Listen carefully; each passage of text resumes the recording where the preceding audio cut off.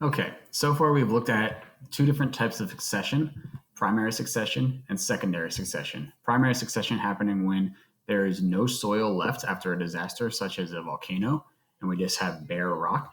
Secondary succession happening after, say, a fire where there is soil still there. We're going to also look at one example, pond succession. So I'm going to go through this together with you, and we'll see how this place turned into the forest that it is now. So this deer can talk apparently. That's great to know. Did you know that where I'm standing used to be a pond? How do you think it became a forest? If I showed you pictures of the pond changes, could you put them in the right order? All right, we're going to try it out. We're going to drag each picture to the space where you think it goes, rearranging them until we think they're in the correct order. So what I'm going to do is look at my pictures, and I want my end of my succession to be the forest that we see here, and I want the beginning to be a pond. So first one I have is an empty pond. Just an empty pond. I think that probably goes near the beginning of my pond succession because we know we started off as a pond and ended up as a forest. So I'm going to put that at the very beginning, and hopefully we can keep that there. Now I have a pond filled in by soil, which was probably carried there through wind, water, floods, and I'm going to go ahead and put that near the end because it looks like a forest has started to form. Oh, but now I have one that has a thicker forest, and that's kind of like the forest we saw in the opening picture. So I'm actually going to rearrange this. I'll move one back and put my forest here. All right. In this picture, I have a pond that has started to get filled in. And you can see that because soil has been carried to the bottom of this pond, I have a lot of plants and whatnot growing here. So I start to have the plants that we might eventually see down here. So I'm going to go ahead and fill this in here because it is only a small amount of soil.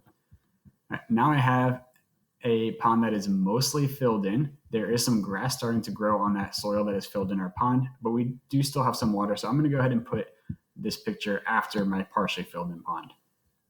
And my last picture, I have a pond that has not been filled in quite as much as the one I just looked at. There are more plants growing than maybe this one, but less than this one. I'm gonna go ahead and move this picture over here and drop this picture in here. And we can see as time goes on, what I'm showing in these pictures is that my pond slowly filled in. As it filled in with more soil, more plants started to grow, and that ecosystem started to flourish and really get bigger and larger.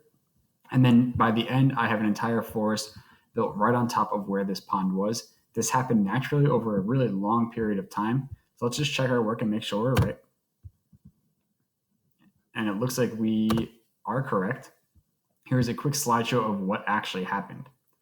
So you can see that very slowly those changes happened to that pond. And as our talking deer is saying here, those didn't happen overnight. That transformation would take a really long time. Nobody's filling in the soil in that pond. It's happening naturally through weathering and erosion, carrying that soil there until it eventually fills up and these plants start to grow above where the pond used to be. So we're going to see if we can answer one question about our pond succession. You're going to actually answer this question yourself. So if you need to review it again, if you had a hard time paying attention or following along, you can actually go back and see what happened in our pond.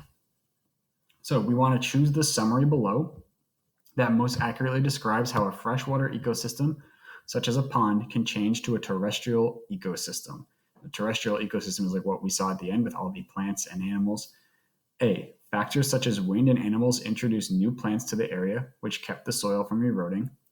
B, over time, weathering, erosion, and decomposition developed soil that gradually filled in the pond. C, bulldozers clearing land for new homes in a nearby area moved soil to the pond, which displaced the water. D, over several years of drought, the water gradually evaporated and wind blew additional soil into the area, filling in the pond. So looking at what happened to our pond as it filled in with soil, which one of these do we think makes the most sense as to why our pond went through that succession from a freshwater ecosystem into a forest? Take a second and answer that now. All right. I'm going to go ahead and say that B, over time, weathering, erosion, and decomposition developed soil that gradually filled in the pond. It looked like as we went through that slideshow, that pond gradually filled up. There were no animals like bringing plants to the area.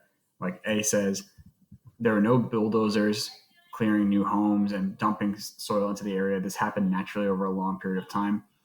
And while a drought can cause water to disappear from a pond, it wouldn't actually add the soil into the pond while the water is still there. So a drought probably isn't my best answer choice either. I'm going to go with B, and then we will check our answer.